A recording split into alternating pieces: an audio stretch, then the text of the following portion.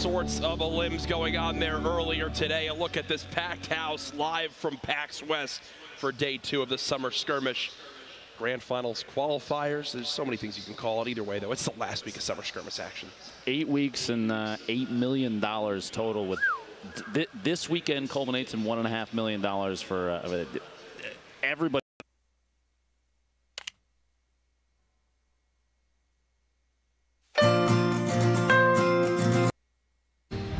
A lot of information, I know. If you make it into the heats, the qualifiers are all the way to the grand finals. The scoring is the same. The heats each day, there are 3 heats a day. Each heat is 2 matches. The qualifiers, which is this evening, that's what we're getting ready to enjoy. It's 4 matches. And the grand finals on Monday is 6. Now, scoring is done based both rank and elimination. If you get 1 or 2 eliminations, you don't get any points, but it does go towards the tiebreakers, which we'll cover here in 1 second. But if you did 3 or 4 eliminations, that's 1 point. 5 or 6, you get 2 points. And if you get 7 or more elims, that's 3. Now, if you get a top 10 at a minimum, that's 1 point. If you get 2nd or 3rd, that's 2 points. And if you get the victory royale, that's 3 points, Courage. Now, I mentioned the tiebreakers. They are determined in the following order: the total victory royales, the number of eliminations during the entire event, and then your average placement across all the games you played. And if all of those are the same, it comes down to a coin flip. I don't know if we'll ever get to that point, but who knows? Who knows? Anything can happen. It would be quite interesting to see how it all plays out. Thank you for that refresher, though. Again, all that money on the line as well. Of course. We won't be seeing anyone compete for money quite yet tonight. That's Monday, but the players are competing for a spot to participate at that point. Either way, though, we mentioned a lot of big names here. One from yesterday, 72 hours, so impressive. The amount of times he plays in the top, I mean, this is someone we've seen dominate throughout the skirmishes. What is it about his play you think that just makes him so good? The level of awareness he has of his opponent's position using sound cues, which is hugely important in competitive gameplay, especially in Fortnite. Yep. You'll see that in any game. Fortnite is no exception. And his knowledge of when to make movements on his opponents if they're in disadvantageous positions. We saw him rotate outside into the zone, which is a play that not many players would think to do in the moment. But we've actually seen it a number of times here. He wasn't the first one, and I guarantee you today and tomorrow he will not be the last. You'll love to see it. You'll love to see it. I believe we are just moments away from getting into game number 1. Right now, there's some big names participating tonight. I believe we'll have Myth involved in these games, Poach as well. You know, teammate of 72 Hours there on Liquid. I think he's my front runner. Really? I think Poach is my guy I'm looking for. He's put on a good show a number of times in the past. I said it was Vivid last night and potentially spoiled it all for him. Don't give him the caster's curse, Courage, please. I might be doing it again here. There's a look at the venue. All the players packed on in. The Fortnite Summer Skirmish, 8 weeks of competition, has brought us to this point. And I believe there it is, ladies and gentlemen. Here we go. Here we go. It's game 1. Day 2, the final week of summer skirmish, Jack, and we have a northwest to almost a top center bus path, and you see already, like I said before, we were talking about long range drops. Anywhere is basically eligible. It's all valid. One thing that you will see, do you see in the bottom left on the map right there, that you have a number of players dropping out over the ocean. The reason they do that, for anybody that doesn't realize, your parachute opens in the game, the glider opens based on your elevation relative to the ground, and so what they're doing is trying to drop over the water because the elevation of the ground is as low as possible, which means they get a really late parachute drop. Yep. That gets them to the drops, the loot locations faster. And we're going to take a look in the bottom right there. That's why they pay you. That's Lupo. Thank you, Jack. Because you explained that. That's TSM Myth. You have a number of players floating in around them. You can still see the map there. A lot of players still floating to the east, southeast side. We talked about Paradise Palms. We got Myth here dropping into the center Dusty Divot, location that has changed a number of times over the seasons. And he starts out here, attack, some shield. It's time to take a look around. Can't complain about that as we swap on perspectives to Jumpman, who's all the way at Valhalla, as I like to call it, Viking Village for some. At the top side of this map, a lot of benefits actually to landing up here, Lupo, and a lot of them are for that reason right there. You see right next to Jumpman, that rift that can just get him out of any bad scenario. Saf, who's up top of them, we just saw the inventory, already has a scar. So if this man gets into any sort of a ranged battle, I think it's going to spell disaster. It's going to be tough. Jumpman does have the hunting rifle, which you won't see a whole lot of late game from a majority of players, but unless they're feeling very adventurous. Typically, late game in competitive matches turns into like a very CQC fight. But Erico taking Double down with a single shot there. A couple of these players, they're going to be names that you will see again because if they played in the heats and made it into the qualifiers but did not get into the grand finals on Monday, they're given the opportunity to jump back in and push through a heat again if they have the chance. You get here early enough. Fast enough. Exactly. You get here early enough, go for it, I think is the thought process there. But it looks like Jumpman will be getting into this engagement with Saf, who's just above him, using that high ground. No player having any shields, but I would say the inventory has to favor Saf here. The Scar, the blue pump. He's got a hunting rifle as well. Not a lot of materials, though, Lupo, to work with. No shield for either of those players, and they're going to try and a little bit of explosive play here to see if they can bump one another out from any sort of any cover they're in underneath. Trying to rotate around Saf, trying to get a smack in so we can get one more until he's out. He cannot build now, which means an engagement is forced. The trap play, and Saf goes down. Jumpman. This is from the lower side of the map at Flush Factory. There's Nazgul with the quick pump shotgun shots to eliminate his opponent. The crowd gets a little bit behind him there. You'll love to see it. Now swapping on over to the complete, eastern side of the map. Jay Cuddy taking out King with the tack shotgun, gray or not. Look at the reaction of the camera. Okay, I'm getting a feel for this. That great tack, if you're close enough, if you're accurate enough, effectiveness is there. You just have to hit your shots, and now, we saw right there. That's not the Storm. That's the low gravity zone. By Fatal that's currently in play. This was happened because of the cube that's been rolling around. Quick little swap for Marshmallow to get that elim. No materials really left, but 200 HP. You got to be feeling pretty confident there. Storm Tiger, name seen online before. Going to go ahead and loop this chest just outside Tilted. I believe I saw it just on the feed. Liquid Poach was just eliminated, a name that we were discussing earlier, which is that's a big one to have go down when there's still 80 players, just under 80 players remaining in the game. But you have to remember, 3 more matches after this one. Saint is eliminated, someone we watched yesterday that was not able to make it to the grand finals just yet, but Storm Tiger took him out there. Out of materials, 7 and 5, and that's it. It hopes to grab a little bit, enough for one build. Wow. 5 HP. Oh my goodness! The timing. He's got to try to make something happen. Hit the sniper shot. 1 medal, 1 HP. What? What? Storm Tiger makes it all the way underneath. Okay, and here's his opponent, maxed health with a shotgun. Storm Tiger, if you win this game, you're my dad. Okay. And Jack, you are not the father. The tests are back, my friend. Jack, you're putting the caster curse coming out already. Wallhack Jack, a fellow member of Rogue, looking for an elimination here, but Teenage takes him out. Some very accurate mid-air SMG shots.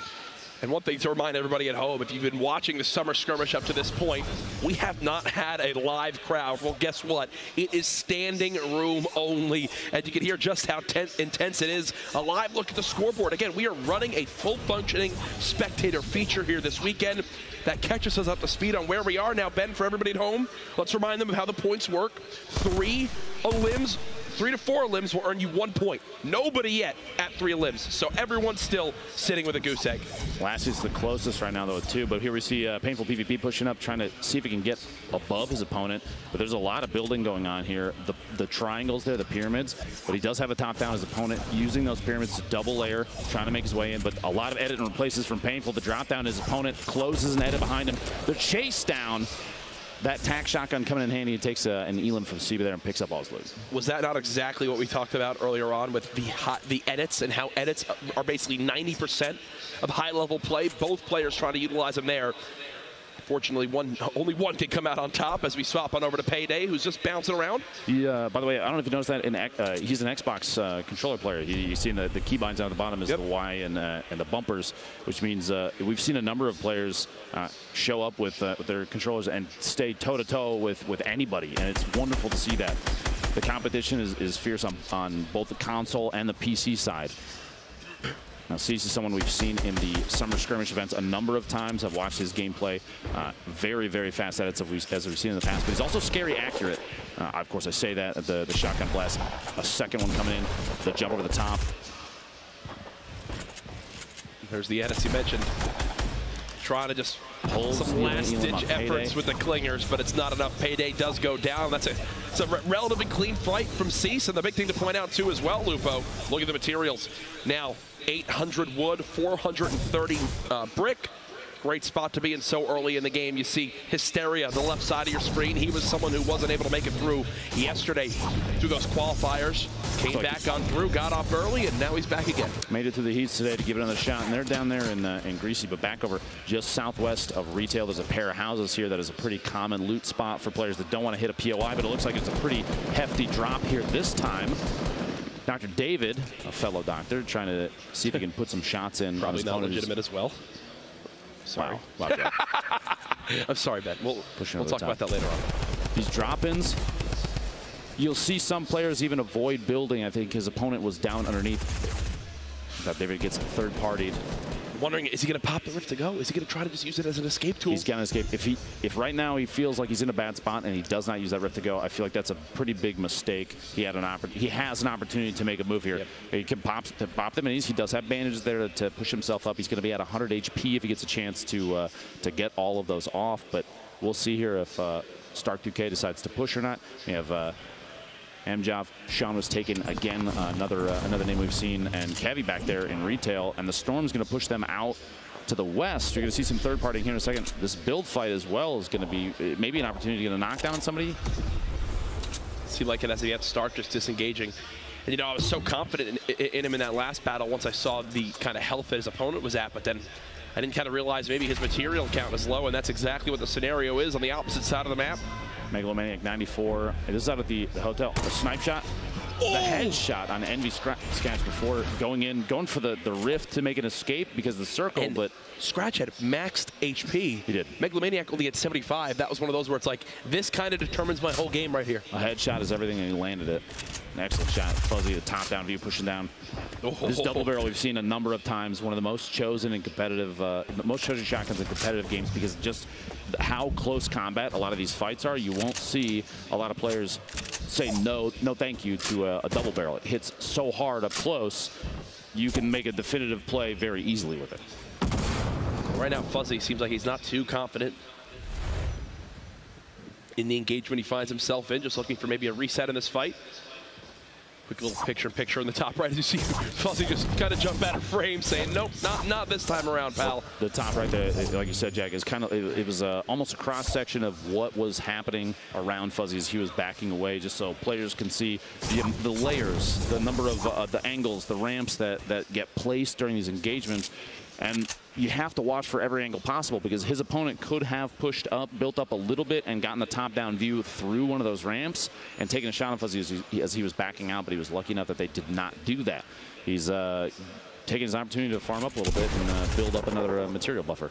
Kyle Smiles, this is another player I think we saw yesterday making a move away.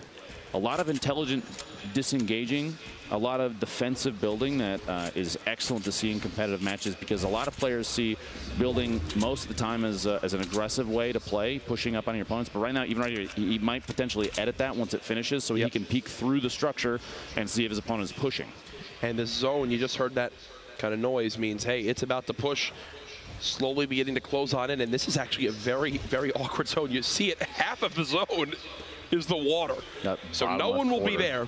How does that maybe change these scenarios, Dr. Lupo? Because we talk about gatekeeping all the time, but I feel like you've only got about 60% of that zone that's even in play. Not a whole lot of players are going to be coming from the north and northwest side just because of how thin the sliver of the map is that's left up there. You also have the southeast corner, which, if you saw the map earlier, is relatively sparse with players. But that northeast side, the largest push of players, and there's actually a fight going on outside there. Hopefully we can see that after the fact, depending on what happens with that. The two players fighting the storm. But there's going to be a big wave of people coming into the river, which is extremely exposed too. If I were in a position northeast side of Shifty Shafts, I'd build a 1x1 up there. If I had a scope AR especially, or even just something I could tap fire with, take advantage of third-party situations, especially right now. Oh, most certainly. As we continue to watch, Cub Smiles is setting up right now, swapping it over to Linane as he's got some remote explosives in hands, considering maybe dropping some on in there, but realizing, hey, that would probably cause some danger close splash damage to me as well. So maybe not my best play as of yet.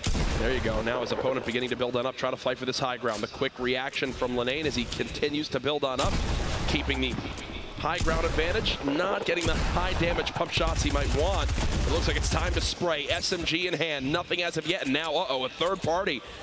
A new challenger approaches as He will again look to kind of reset this fight. Do you stop and maybe just use the chug jug here? Potentially, you see he's dropped down. He's taking an opportunity maybe to, like you said, use the chug jug. And one thing I want to point out is in the middle of that fight, he was using a pump action shotgun to try and blow through surfaces. And recently, Fortnite, there was a change to that. Shotguns don't do nearly enough damage to make it an aggressive play to use it to push through structures. The swap to an SMG in that situation probably would have been a better play because he would have been able to push more aggressively on his opponent who was trying to escape. So the shotgun choice, not enough damage. It just doesn't fire fast enough, and because of the change recently, it doesn't hit hard enough to make it an aggressive push through structure.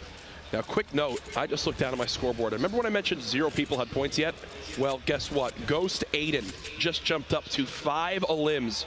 2 points already earned. Our leader at this point, and then Painful now at 3. Those are our only 2 players up to this point, Dr. Lupo, who have earned themselves some points on the board. There are 3 other players currently alive that have 2 eliminations, 1 more elim pushing them to the 3 to get that single point. That's Kevy, Fluffy, and Zachamp. If they could pull, like I said, 1 more elim. And it's so important to mention, too, as we see how Painful got his 3rd elim. There it was. Jay Cuddy gets cut down. But the thing to bring up, we had our 33rd player qualify with 1 point yesterday. Aiden, with 5 elims, already has 2. This is just the beginning of game number 1 of the 4 we'll play. You got to think if you're Aiden right now, you're sitting pretty to potentially qualify for Monday's grand final. The southeast side, you hear that launch pad at this point. Shivzy might want to keep his eyes up. An opponent launch padded either away. Painful, you see right there, and there it is. Flying his way out. That engagement probably a good one to back out of. Painful saw a number of different opponents coming in and saying, no, now's not the time for this. The cube coming into play, the zone closing right on towards it. I'm so happy to see it. I want to see how it affects things. And right through, he's watching. He's going to C4 out and drop the player in. He saw him directly above. Tries to make some fancy plays happen. There's the quick build as well. Trying to protect from the 3rd party that's peeking on in. Still 200 HP for Lenane. 0 elims to this point, so playing a little bit more of a passive game. Trying to use those audio cues, listen for where this player could be. I think he's got him spotted in the brick, and here comes more remote explosives. No! It's only an 8-point damage. There's the cleanup onto Ultra, but again, that 3rd party now popping on in. Lenane's got to keep the action going, keeping the high ground. Try to spot with this pump. Only 24 more for wood. Thankfully, a ton of brick to use. Quick little peek, cheeky. The high ground secured again with the ramp. Drops that wall to block as well to be able to re-secure with that floor, and just like that, Lenane has chipped away some damage, Lupo, while keeping the high ground. Lenane actually showed a really important skill that a lot of competitive players have utilized. Well, yes, obviously, but yeah, he jumped out to the on the right side, took the shotgun shot, and then built underneath him. He was going for the hit as fast as possible. He could have built and jumped out, but that might have cued his opponent to say, oh, you're building out here, you're going to push from that side, and he could have built a wall, but Lenane said, nope, I'm going to jump to the air, take the shot first, and then we'll worry about building and stopping the drop. This is actually Aiden from earlier. That was Aiden's 5th elim. Fuzzy. A brilliantly lightning quick edit. Back to the Lenane fight, still in this engagement. The zone will slowly be closing on in. Yes, they're right on the edge, but they will have to move. Looks like that player just below is beginning that process of moving now, and Lenane still wants us. The 3rd party, though, this could spell disaster. Only 13 HP, and that storm's going to hit for a lot as it closes on in. Lupo, Magnum Cade knows he's got someone just below, and there it is. Peekaboo. Lenane will have to wait for game 2. Lenane actually, Jack, he was on my flight, my 2nd flight here. I was actually not expecting that. No, it's fun fact. And this is his first time flying out of the country to come down here to Seattle to play in the summer skirmish. Okay, Aiden has 7 elims. 7 elims, and there's still 32 left. We're about to have to add a whole new point category for this guy. Playing on controller. This kid's an absolute beast. He's already got 3 points. We're at the point now where he might have to, he can play a little slower. He doesn't necessarily have to play for eliminations now because he's capped the number of points that he can get from elims. Yep. Now, that being said, don't forget, tiebreakers, one of the biggest pieces. Yeah, victory royales determine it first, but you're not going to see a lot of those, so eliminations count for everything. He could play slower, and 7 is a lot to sit on for this Courage. Right. Yesterday, we didn't see very many players hitting even double digits over the course of 4 games, so 7 is huge. Here's a little replay from earlier on as Rogue 00 Flower little bit of build battle. Shotgun shot there. Gets tendons during the rotation. He's got a minute here. That storm is going to start impacting gameplay decisions, though. Sean, you see the low gravity. Floating, yep. They're close enough to the cube. This thing is really changing up how some players are maneuvering and maybe even throwing them off. The expectation to drop faster while you're jumping and trying to throw snipers and tap fire from ARs from a distance off, it might make it tougher because you're not necessarily moving in a way that you're used to. Now here's the leaderboard as we were talking about earlier. 3 other players hit 3 eliminations. That means 3 people have a single point apiece. But Painful PvP, the only one of those 3 that's still alive. Plus Aiden sitting pretty at 7 up top. Back to the game now. Sean was taken, hiding, healing. Greasy Grove. One of my favorite areas on the map. You see that low gravity zone ending just outside that area. Players beginning to push on in. Aiden has made the move. So last we saw, Aiden was on the far side of the zone, had to make something happen. Well, he has. Still 31 players left. You can see the entire zone on this mini-map. Shows just how kind of slow played some of these guys are taking this to try to stay alive for that top 10. Now you can see Aiden kind of sneaking around. I think he may have heard movement from the player above. You have to remember, even a weapon swap, you can hear that audio cue. And so Wheels up top, if there's change weapons at any point while Aiden's been in here, he will have heard him. You can hear the footsteps. There's movement happening. He knows there are people around him. He's looking for more fights. This is the next zone. Is the first zone that will be, one of the full rotations that'll have to happen. It's half out of play. Tempo actually just got knocked out of this game by Cease. So I gotta say, this might be some of the most aggressive. Right in the middle of a rotation, Aiden just says, you know what, I'm just gonna go for it. I've got a player trapped outside, put himself in a 1-by-1, and he's making moves. Look at these speed builds, turbo building, spinning around, placing walls. He's made it into the next zone again, out of metal, but still 1,500 plus materials to use to his name. Over to Levake, trying to edit on down. Player just above, a little bit of an awkward spot for him to be in.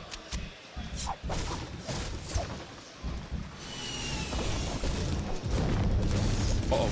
Remember that trap? Remember that trap, Aiden? There are a pair of them in there. Remember that trap, Aiden? Place! Remember the trap! There it is! But it wasn't Aiden. Bowman SC was the second trap, the one closer to the front door. You see the border around the traps tell you whether or not they're yours or not. And we saw when Aiden put one down, there was a second trap with a yellow border around there. His opponent. I thought he was walking into Aiden's. Imagine that would have been his 8th limb. My goodness. Adam Cade. One of the few players I think that I've seen thus far holding on to a bolt action this late in the game. And it's funny to say late in the game. I shouldn't have said anything, but Chuck Nance, the shotgun play there. But this late in the game, there's 26 players remaining, and this is the first circle move. This is where the people on the east and south side, forced engagements are going to happen. Joystick in general going to run into each other. Bowman actually going down there in the southwest to Shivsy. Kevy taking out Stark Duque in the rotation in, but gets third partied by Sean was taken. Oh, and Sean just got a free launch pad placed right below him from an enemy, so he's going to use that to maneuver quickly towards the opposite side of the zone. Cease now building up to the high ground too. You see Hysteria still alive, Marksman still alive, Ghost Fizzle still in this. Those are some of the bigger names in competitive Fortnite. Still fighting in these last 22 spots in game 1. Now Velicody maybe pulling the first time I've ever seen somebody bunker up in the basement of Durburger. Usually a pretty common loot spot, but sticking yourself down in the basement, it could be rough. You're kind of bottlenecking everyone above you because obviously you can't mine out through the floor. Aiden pulling almost another Elim. Looks like there were 3 players in there because he took the shot, didn't get the Elim. And Vide, who got the Elim on his opponent, gets the follow-up. There you go. An excellent two-piece there. But crowd getting behind Aiden, it seems like. Absolutely. Should be proud. 3 points already. Yeah, definitely our leader up to this point. But back to the action. Zone will close soon. Remote explosives in the hand of Sean. He's got 3 limbs, so 1 point for him earned so far. Looking for that quick little third-party peek. Does a little bit of damage. He's closest to this next zone. And Lupo, well, why is this the best positioning as we move toward this next one? He's in a great spot because at this point, the remainder of the players, they're going to have to move the furthest. Now, his structure just got shot down a little bit on the left side, but he can third party. He can watch for rotations. He has a purple AR, which is excellent at doing a ton of damage mid-rotation. You have a really good moderate range weapon. Joystick dropping down the shotgun blast and then switches to that literally almost down to the last bullet of his gray SMG to get that elimination as they rotate. At this. The southwest corner is going to be a nightmare for everybody trying to to move right now. This is where the Storm just begins to farm. Sean looking on down. He's got all the height he could ever want. Someone now beginning to challenge his high ground. It looks like he'll prioritize him for the moment. And wow, Alpha just got shredded. 35-35, 70. We'll see it in game 2, pal. Sean moves a little bit closer. Now down to just 11. Remember, top 10 earn a point. Hysteria, no! Hysteria versus Ghost Bizzle, and that puts him out at 11th. That means Hysteria was one a limb. If he gets that a limb, he earns himself a point. Instead, he'll end game 1 on a goose egg.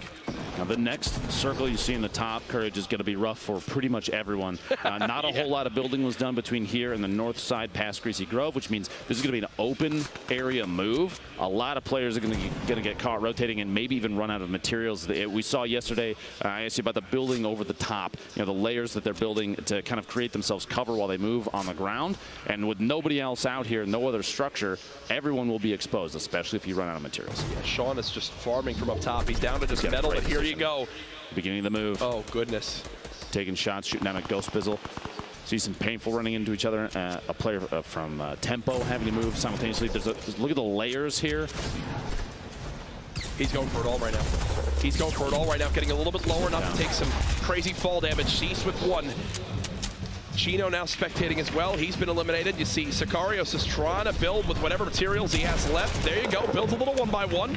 1 player close, only 4 in total remaining. Now, if you make it to the top 3, Lupo, you earn another point.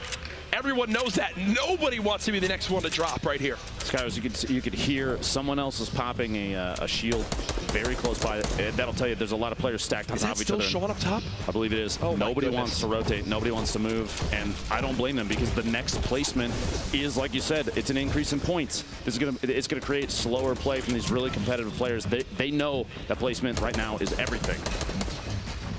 Ladies and gentlemen, our top 4 here. The zone about to move. Everything we've seen will culminate in these final moments. Ghost Bizzle, one of the biggest names online of the summer skirmish up to this point, trying to bounce around, trying to see exactly where he can spot an opponent. The Storm slowly inching forward, everyone within just 1 or 2 walls of each other. It does not get more intense than this. Traps being placed, and now Lupo, this is it. This is the last move they've had to make. 24 seconds until the zone closes. And basically everyone's hand is forced. Now, Sean might still be in the best position, depending on the healing of the other players. He has 5 bandages, and healing through HP damage is huge. Someone's out of shields. Come out. Skyros goes down to Bizzle top 3, which means these 3 players get 2 points apiece. That elim for Bizzle not only gave him top 3, but it gave him a 3rd elimination. Bizzle trying to strike down this opponent. It's not going to happen yet, so Bizzle has no healing, and he's only got 60 HP. He's got to force these fights. He's got to make something happen. He's looking to make it happen towards this low side, down to just 1 HP. Can he make the greatest play happen? I don't think Sean drops. Why would Sean ever drop? This elimination will be worth 2 points right now. Ghost Bizzle, good effort, my friend, but Sean knows there's the reason to force it. There it is. The shot in Sean, an excellent play, 6 eliminations. Oh yeah, that's confidence. An excellent set of decision-making opportunities there. As he was up top, he rotated at the right times. He stayed above and in front of the next move for each circle. Ghost Bizzle, he's like, all right, hey, you know what? His big role right there, yes, could he have tried to maybe get the victory royale? It would have been near impossible at that last moment on the bottom side of things. But the big thing for him was that elimination to get it from 4 to 3, but then also brings his elims from 2 to 3. So that 1 elim earned him 2 points. And again, we can't stress enough, people qualified with literally just 1 point across the 4 games yesterday. You got to be proud of yourself if you're Ghost Bizzle there. Depending on the trend of the eliminations and the points over the course of the next 3 games too, that could mean that he's already qualified. He doesn't. He might even be able to not touch his keyboard and mouse and make it to the grand finals on Monday. Now, I wouldn't recommend it. Please don't do that. I don't know about that. Based on trends from previous games, he might be good to go for the grand finals on Monday. That's $1.5 million. A potential chance. Nuts to think. Great ending there to that one. You see just how intense these games can be. So many players remaining in our final couple Storms. We have some of the replays, though, of our highest eliminator from game 1. Ghost 8 in the crowd, getting behind him early on. Let's see how we made it happen. keep in mind too, a controller player, one of the fastest edits I've seen on a controller right there is, as I'm saying, one of the fastest edits, puts the window and takes the shot. Excellent decision-making skills from him, and some very aggressive gameplay in recent, which we haven't seen a whole ton of. When it was time to move, he was pushing on players that were building themselves into 1-by-1s almost fearlessly. I love to see it, and his loadout was consistent with what you would see from a lot of that's how he did it. Yeah. The rift to go, that makes sense. I was wondering how he wound up maneuvering early on. This was towards the end of this one. Try to make this a limb happen, I believe. This gets stolen from, oh, yeah. Okay, that was, yeah, this gets stolen from him, if I'm not mistaken. Yep. Right there. Frustrating to say the least, as again you see this packed venue, people just getting a little bit of a breather before game 2 starts on up. But we've got more replays to show you here. I believe this is SCDX Vibe. Indeed. Yes, it is. Okay. This is who took that elimination from, yeah, there it is, and he gets the drop on 8 in the corner as well. He got wheels. This is in the basement underneath, and just a lot of quick, pickaxing through the surfaces. Because of recent changes to build structure, you can smack through pretty much anything in 2 swings if you hit the node, the little marker right on, 100%. And that makes aggressive pushes, even with just a pickaxe, a possibility from these players. Well, that wasn't the only exciting moment. Actually, the final moment, we'll go ahead and look at a little replay from that, as it all came down to the wire. Ghost Bizzle saw his opponent really had no shields left. He tried to make it happen, but then Sean falls on down, wants to take no chances, and I really can't blame him there. He saw his opponent kind of shooting the opposite side of that structure, says, you know what, I'm going to drop on in, double barrel, hope it ends the game here, and it did just that. And in that moment, what do you think he's doing? He's adding up his score. I got, okay, 6 elims is +3 for that. You get you get +2 for that, then you get +3 for the Victory Royale. 5-point game for him. Brilliant position to be in. I'm going to be honest with you. I hate to be that guy, but that decision at the end there from Sean, granted, he doesn't know his opponent's HP remaining. Yeah. He's at 75, which means he has 7 ticks from the Storm before he goes out himself. He didn't necessarily have to push out. It only put him at 6 eliminations. It didn't get him an extra elim point. Maybe a risky choice. It was flashy. I like it. Was flashy. The one thing that you guarantee that it did do for him, though, is if it comes down to a tiebreaker, which with that many eliminations, it probably won't, but it gives him a little bit of an advantage. Yep. Nope, you'll love to see it. Sean winds up taking matters into his own hands there. Again, good effort from everybody in that first game. But either way, some fun stuff to kick off our night 2 of qualifiers so far. I believe we actually have Zeke down on the floor with an interview with our winner from game 1. Guys, how are you doing? Fantastic. Fantastic. We're having fun, pal. We're having fun. What an awesome game 1 for the qualifiers today. I'm here with the winner. Sean was taken. Sean, come over here, man. First off, congrats for slaying. So let's talk about this, man. You show up today, and you qualify after the first 2 games this morning. And then you show up here, and on game number 1, you make yourself a target, and you say, look, 6 eliminations and Victory Royale. How are you feeling after that game? I'm feeling really good. I didn't expect it. I was going to try and hide the entire game and just make top 3, but I just got kills, so I don't know. The ball started rolling, and it all worked out. Now, when you were getting those eliminations, were you aware? Were you like, man, that's 3, 4, 5, 6? Or were you just like, I'm just getting another game, and then you drop down on someone, and you're like, oh, that was the Victory Royale? Or were you aware of what was going on?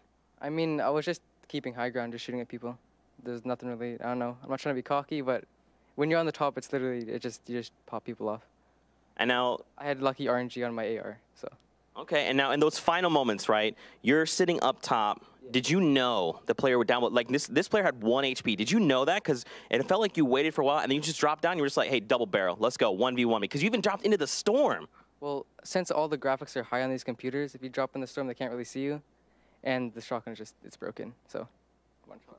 Fantastic. So what is your strategy? You've got 3 more games lined up. What is your strategy going into this game? Are you just going to keep going aggro and keep slaying, or are you just going to take it easy? What are you going to do? I'm going to go for some plays, because I'm pretty sure I'm qualified now, most likely. So if I can just get some content for you guys, that'd be cool. Well, thank you so much, man. Good luck in the rest of your games. Ladies and gentlemen, we're going to take a short 5-minute break. Don't go anywhere. We have more action coming your way after this.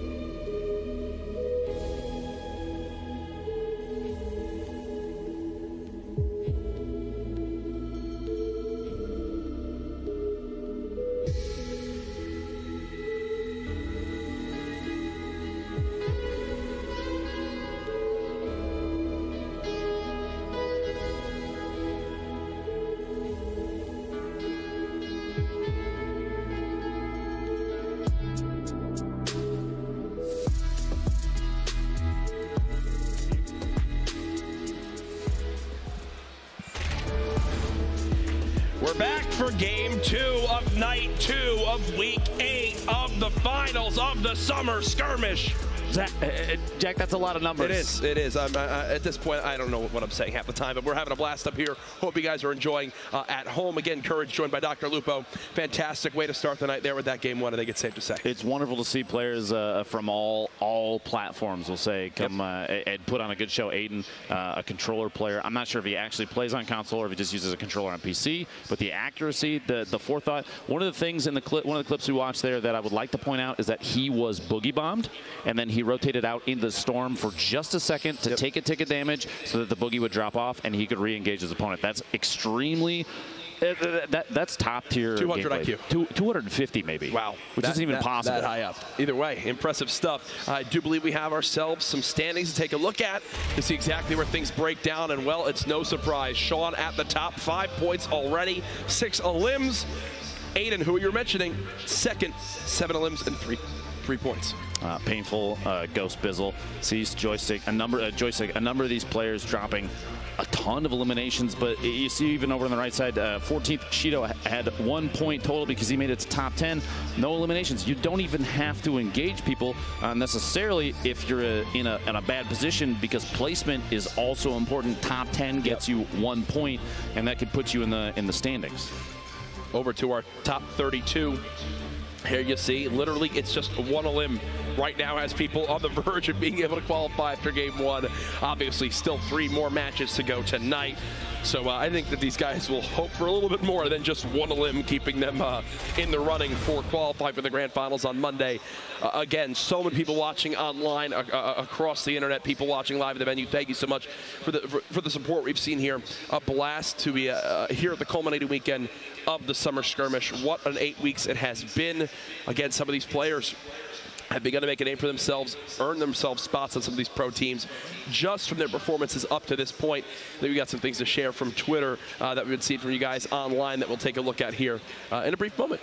I'm excited. And anything that comes up, make sure if you're putting any clips out there, hashtag Summer Skirmish is super important. Social media engagement, you got to do it. That's what they wanted me to do. I didn't know what he was saying. I got you, Jack. Use the hashtag. There you go. I thought we were pulling up tweets from people. Hashtag Summer Skirmish. Please take clips from anything that you see on the stream, anything, anywhere. Any of this stuff is fantastic content, and share it with your friends. We want to see it all because these are the moments in these games. They're so high energy, and you have people rotating. There's a lot of really good information to take away. Absolutely. And we're going to try and do as much as we can to relay that information to you as we have it.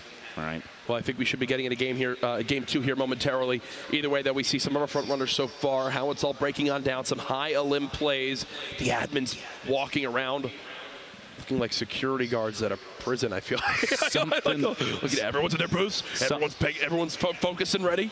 Something to keep in mind about look where at the lobby. Look at everyone lobby. doing the worms together. Everybody's doing worms. That is incredible. Really intense stuff. Something to keep in mind about the area that they're playing in. It is totally separate from where we are, so they can't hear a single thing of commentary. There's no outside sound. It's a black box. We see Saint there, a player we've had our eyes on a number of times. Hashtag Saint Squad in the chat. But let's get into game 2, Courage. The final week of Summer Skirmish. Can we get some noise in the arena here, please, at PAX?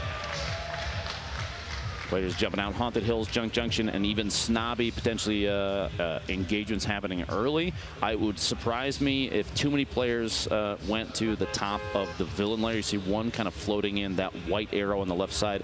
The reason being, typically, if the drops are directly under the bus at the beginning of a match, especially in competitive, players, they tend to not necessarily go there because the thought that it might be a high-pressure zone, early engagements can be risky.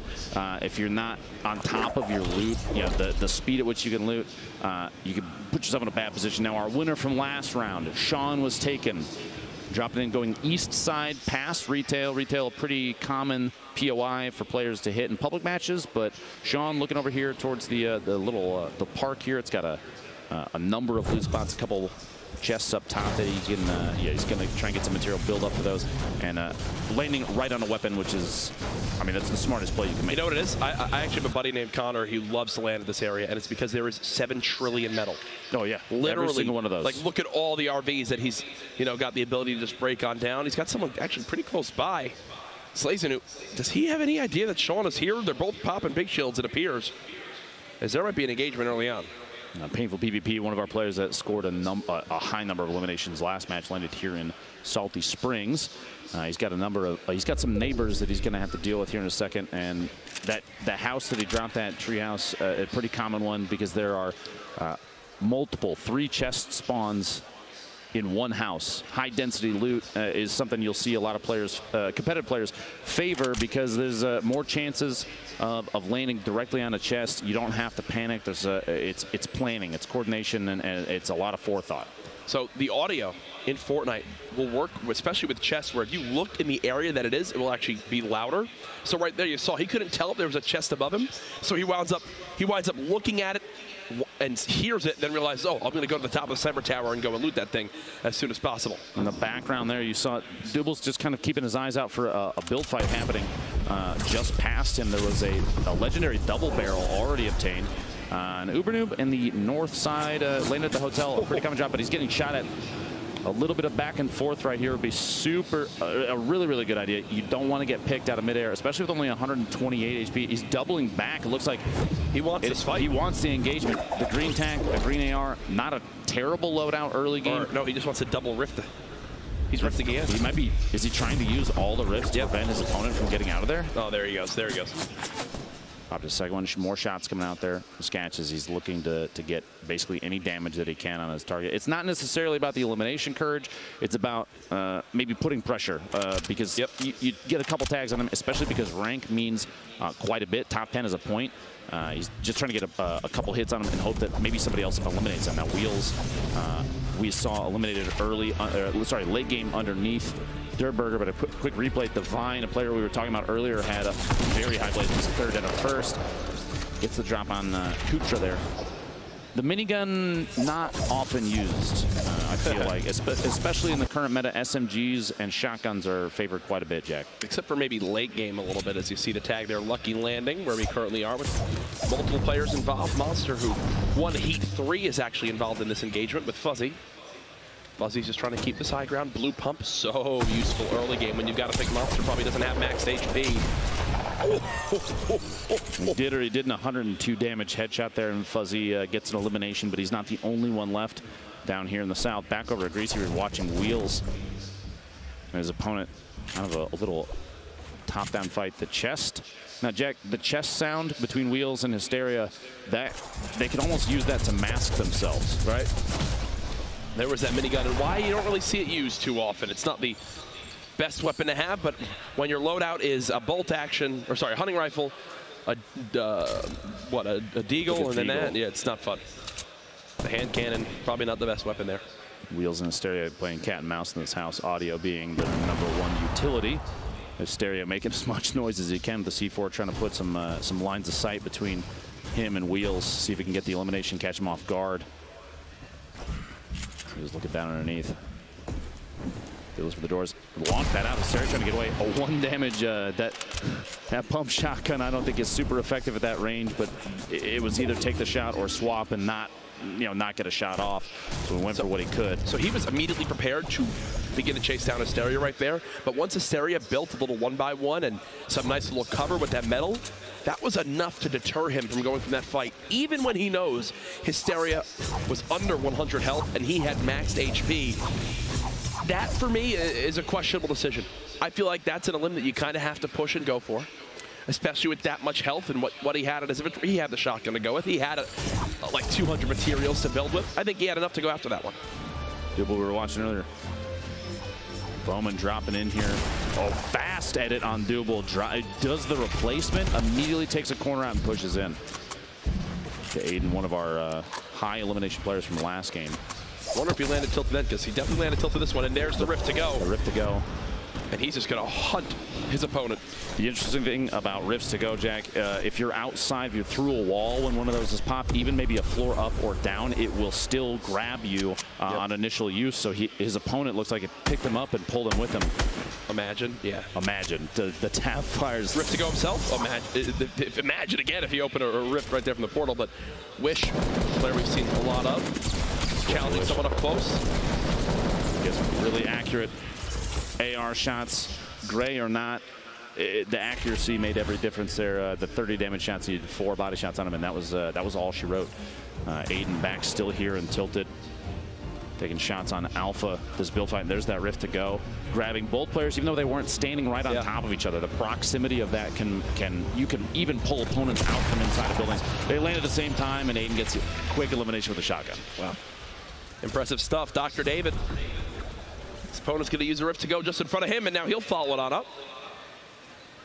As he's just trying to spot where did this guy run to. Typically, if you're seeing someone use a rift to go in that scenario, they're playing it as like a, hey, I need to get out of here. It's like a defensive, I've got to leave this fight. I'm not in a good spot.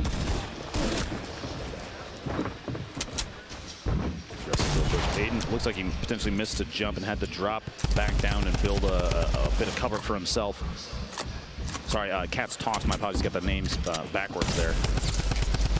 Aiden, the one with the top-down view, pushing and getting as much damage, and every little bit counts. And he gains knowledge even from just hitting one time, because you can see whether or not the damage is white or blue will tell you whether or not the opponent has shield or if they're down to just HP, and that can make the difference between an aggressive push or maybe slow playing a little bit. And if you're wondering how, and look at this from Aiden. Look at this from Aiden. Jump shot, swapping. This should be a quick little cleanup here for him, you'd think. Here's the minis getting popped. He's going to force this, wanting to make sure his opponent cannot heal through the aggression he's putting on.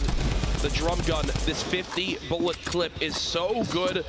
Yes, the reload's a little bit longer, but it is so worth it in these spots. He can't get out. It seems he's trapped. Aiden, can he finish the limb? There it is. That 52 damage headshot. Another point earned. This is why even the green drum gun right now is one of the most powerful and 100%. most utilized weapons, because up close, when you're at the point where there's no damage drop off, a 52 damage headshot takes an opponent out 50 in bullet clip. 4 hits.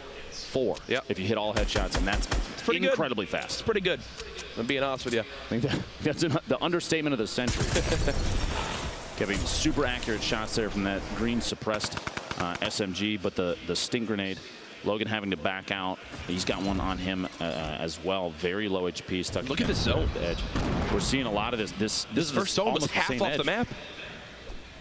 Southwest corner of the map getting quite a bit of play during this qualifier's second game, and we've got a kind of a greasy, shifty area focus. This time tilted, still involved. And if you're Kevy, you're out in Dusty, you can gather up a couple mushrooms, make a little bit of a play on some materials, but you have to move soon. Joystick, the quick peek there. A little bit of damage. You feel naked when you don't have shields, Lupo. And I can tell you that's how Joystick's feeling with how fast he's peeking and immediately building for cover. He's not going to be pushing too aggressively, whether or not his opponent has shield at that point, because getting third party could mean just a quick one shot or like a one burst if all the shots hit. It can put him out of the game. He's going to stay up top, like you said, the very fast. Will be uncrouch, shoot, and recrouch and hide on the ramp. Positioning the ramp can be pretty important too. You see he's kind of shifting around. If he's looking on the opposite side, it would not surprise me if he did a quick edit and change the orientation of the ramp. Now on your screen right now, those top 3 players, even though one is eliminated, they all come away with 1 point already in game 2. Aiden, Crashy, and Airco. But Airco already eliminated, which means Crashy and Aiden, they need push for a couple more eliminations. 2 more apiece will get them another point. That'll put them at 2 points, but they're in a pretty comfortable spot. Even just 1 point, like we've been saying, can mean the difference between making it to the grand finals or not. And Teenage here, stop watching the pushing the opponent. What a shot on Ash. But here's the thing, not able to loot because he only has 7 health. So yes, he wins that fight, but he's immediately got to start sprinting. Can't even get kind of his little gifts that were left behind. The boogie bomb. Uh-oh. They gotta get the boogie bomb. He's got to rotate down. Stays out long enough. The boogie wears off, but he's getting. This is Grenader Jake, one of our guest casters from yesterday, now playing in the qualifiers today. That's incredible. Cast yesterday, qualifies today. The jack of all trades, as they would say. Or maybe the Jake of all trades. Jake of all trades. I'm leaving. That was abysmal. Okay, courage. Oh, man. I thought I was the one that made bad jokes. I love you, Ben. Let's see how Takata plays this one, though. Both players getting third-partied, one from the west, one from the south. No materials left. He's kind of panicking, and great, you picked up 9 metal. It's not going to get you very far. A name we watched earlier, stuck in the bottom of Shifty Shafts on 1v1 versus opponent, gets a quick edit. He has an opportunity, gets it on Fuzzy, a jump shot, and uses a line of sight to block the explosion from the C.